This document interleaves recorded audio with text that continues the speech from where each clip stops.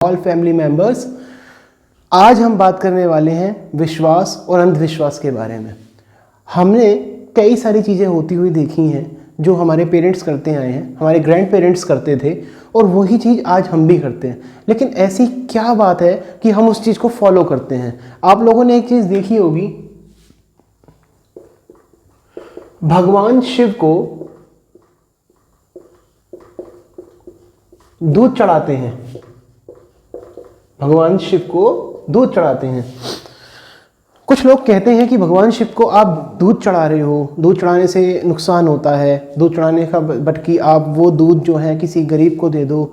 और इसी के ऊपर आपस में क्या होती है, कंट्रोवर्सीज होते हैं। कुछ लोग कहते हैं कि हम गरीबों को क्यों दें, हम तो भगवान को चढ़ाएंगे। कुछ लोग ये कहते हैं कि भगवान को चढ़ा के तुम्हें क्या मिलेगा, इसे तो किसी गरीब को खिला दो तो उसका पेट भर जाएगा। तो जो आप कर रहे हो ये क्या अंधविश्वास है? तो वास्तव में मैं आपका मेंटर आज आपको ये बताऊंगा कि क्यों ऐसा किया जाता है और क्या ये अंधविश्वास है, और यदि अंधविश्वास है तो हम ये क्यों करते हैं, हमें ये नहीं करना चाहिए। तो ऐसा क्या था? क्योंकि हम यदि बात करें अपने पूर्वजों की, जो हमारे बड़े बुजुर्ग, जो हमारे एंसेस्टर्स हैं, यानी हमारे पिता हैं, हमारे पिता के पिता हैं, उनके पिता के पिता हैं, जरूर आपने भी स्वयं भी कभी ना कभी भगवान शिव को दूध चढ़ाया होगा। और आपके मन में सवाल जरूर आ जाता होगा कि क्या ये दूध चढ़ाना ठीक है? वाकई में इस दूध को यदि हम भगवान को चढ़ा के आते हैं, वो दूध ऐसी वैसे वेस्ट हो जाता है, और यदि उसकी खीर बना दी जाए, उसको खीर बना के बच्चों को खिला दी जाए तो उनका लाभ होगा। लेकिन ऐसा क्यों किया जाता है, क्यों हो रहा है इस तरीके का ऐसा? इसका कोई भी रीज़न आप लोगों को नहीं मालूम है, बट कि इसके पीछे क्या रीज़न है उसी चीज़ को हम बात करेंगे। और उसे सीखने से पहले इंग्लिश के 2 वर्ड आपको याद करने हैं। पहला वर्ड जो आता है सुपरस्टिशन। क्या वर्ड है? सुपरस्टिशन। सुपरस्टिशन का मतलब होता है अंधविश्वास। क्या होता है? अंधविश्वास। और बिलीफ का मतलब क्या होता है? बिलीफ का मतलब होता है विश्वास करना। अब यहीं से मैं कॉन्सेप्ट लूंगा, क्योंकि अभी जब मैं सेशन की स्टार्ट करने वाला हूं तो सुपरस्टिशंस कहने वाले 90% लोग होंगे और विश्वास कहने वाले कितने होंगे? 10% लोग होंगे। और जो ये 10% होंगे ना, इसमें भी 9% को पता नहीं होगा कि चढ़ाते हैं तो क्यों चढ़ाते हैं, क्या रीज़न है भगवान शिव को दूध चढ़ाने का। और जो हमारे पूर्वज जो थे, जो इतने इंटेलिजेंट थे, उन्हें पता था कि क्यों भगवान शिव को दूध चढ़ाया जाता है। आज इसी को हम डिस्कस को करेंगे और आप लोग इसको बिलीफ मानेंगे, विश्वास मानेंगे।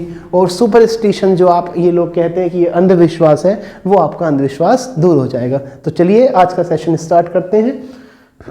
सबसे पहले बात आती है कि भगवान को सावन मास में दूध चढ़ाना क्यों अच्छा बताया गया है? क्यों अच्छा बताया गया है? तो मैं आपको इसके पीछे बताता हूं कि जो गायें होती हैं और जो बफेलो होती हैं, ये क्या करती थी? सावन में बारिश होती है, बारिश होती है तो जगह जगह पर हरी घास जो होती है, पत्तियां जो होती हैं, वो पैदा हो जाती हैं। मतलब हर जगह हरियाली सी आने लगती है। तो जब हरियाली होती है तो जो गाय और भैंस होती हैं ये चरती हैं और उस घास को खाने लगती हैं। जब वो घास खाने लगती हैं तो कई बार उनको पता नहीं होता, मतलब वो घास जो थोड़ी जहरीली होती है, वो उसको तो नुकसान नहीं पहुंचाती, वो गाय को तो नुकसान नहीं पहुंचाती है, लेकिन वो इंसानों के लिए उसका जो दूध होता है गाय का, उसमें वो जरूर उसका अंश आ जाता है। जब उसका अंश उस दूध में आ जाता है तो वो दूध इंसानों के लिए ठीक नहीं रहता है। इसीलिए भगवान शिव को क्या माना जाता है? भगवान शिव कौन है? भगवान शिव हलाहल विष को धारण करने वाले हैं। उन्होंने क्या करा था? उन्होंने वो हलाहल विष को पी लिया था, इसी वजह से उनका जो कंठ है वो नीला हो गया था।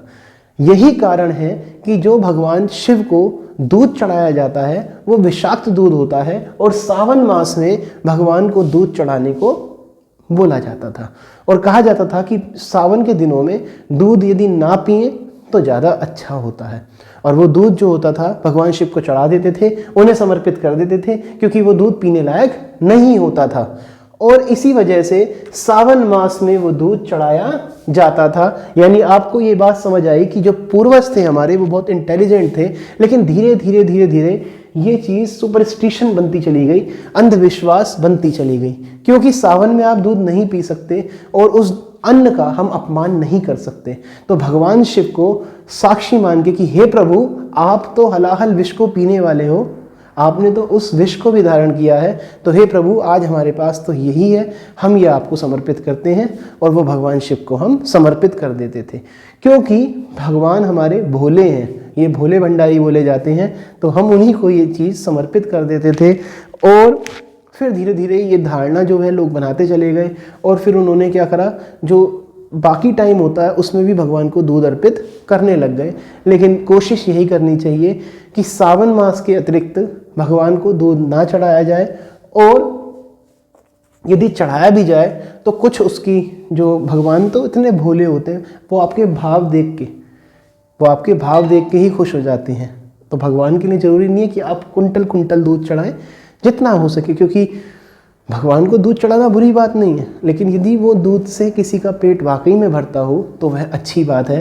तो आप अपनी आस्था को भी बचाइए, सावन मास में आप दूध ना पीजिए, वो दूध आप भगवान को चढ़ाइए, और बाकी समय पर हो सके तो कोशिश करें कि भगवान खुश होंगे जब भोले देखेंगे कि उसके भक्तों ने वो उस चीज़ को दूसरों को खिलाया है। तो हिंदू धर्म की आस्था भी अपने आप में बहुत वैज्ञानिक है। इस पे ऊपर यदि आप कहें वो अंधविश्वास है तो वो सारा गलत होगा, लेकिन समय के साथ साथ कुछ कुरीतियाँ आई हुई हैं, उस कुरीतियों को हमें दूर करना है। ऐसी बहुत सारी बेसिक वीडियोस को लेकर मैं ज़रूर आपके सामने आऊँगा, क्योंकि मुझे बहुत बुरा लगता है कि जब लोग बार बार कहते हैं कि आप भगवान को दूध की क्या ज़रूरत है चढ़ाने की, भगवान को क्यों चढ़ा रहे हो आप दूध, इससे तो वो कर लेते। उसके पीछे का जो रीज़न था, उसके पीछे का जो लॉजिक था, वो मैंने आपको बता दिया। इसी तरीके से लोग कहते हैं कि गाय है, गाय को आप माता कहते हैं, गाय को आप माँ कहते हैं, गाय को आप माँ कहते हैं, क्यों कहते हैं?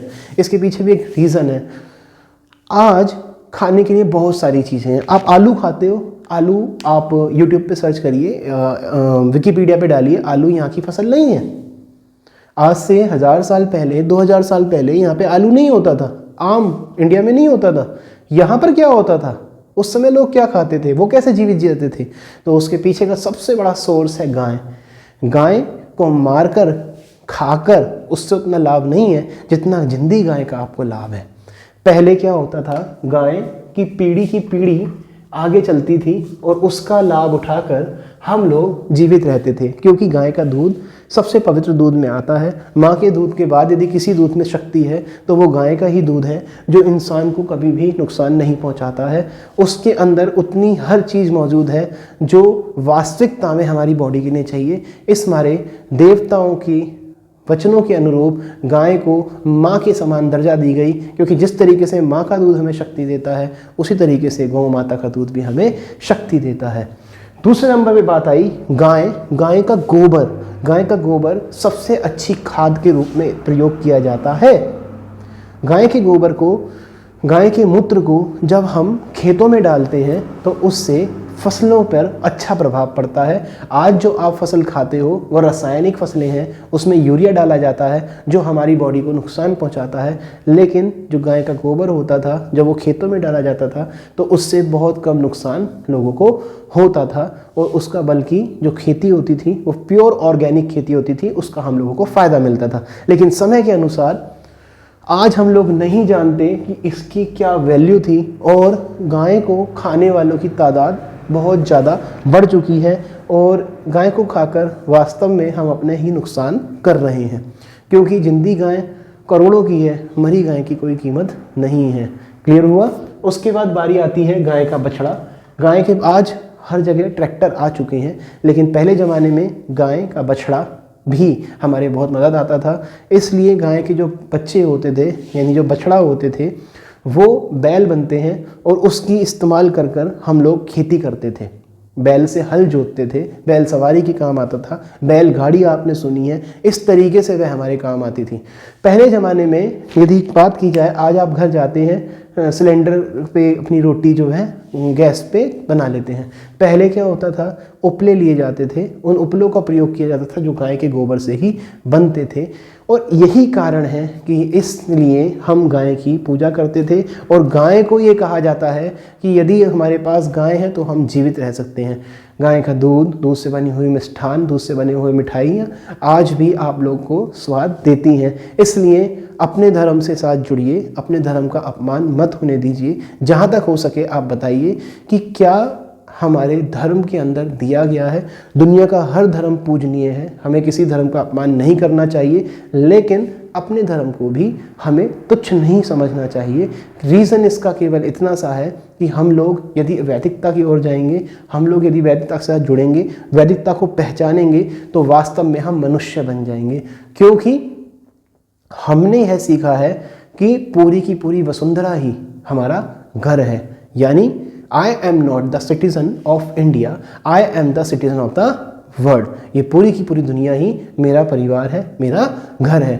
हर जाति हो, हर बिरादरी हो, वो हमारा है, वो हमारा अपना भाई है। क्योंकि हम इंसान जात से तो दूसरे में फ़र्क कर सकते हैं, लेकिन जब हम अपने खून को देखेंगे तो हम सबका खून लाल होगा, उसमें कोई भी परिवर्तन नहीं होगा। इसलिए जो सुपरस्टिशन की बात की गई है, आपने एक वर्ड सीखा सुपरस्टिशन, इसका मतलब है अंधविश्वास। तो भगवान को दूध चढ़ाना अंधविश्वास नहीं है, लेकिन बशर्ते वह सावन में चढ़ाया जाए, कि वो उस दूध को हम सावन में चढ़ाएं। और इसके पीछे का पूरा लॉजिक मैंने आपको बता दिया है। कोशिश कीजिए, भगवान को अर्पित कीजिए, भगवान को प्रसाद अर्पित कीजिए, भगवान को अपना दिल अर्पित कीजिए, भगवान को अपना साफ मन अर्पित कीजिए। भगवान आपसे बहुत बहुत बहुत खुश होंगे। So welcome and tata bye. Next video में हम आपसे फिर मिलते हैं एक नए टॉपिक के साथ, एक नए सुपरस्टिशन के साथ, जो कहा गया है लेकिन जो सुपरस्टिशन नहीं है, जो वास्तव में हमारी पहचान है और हमारा अभिमान है। So God bless you to all of you.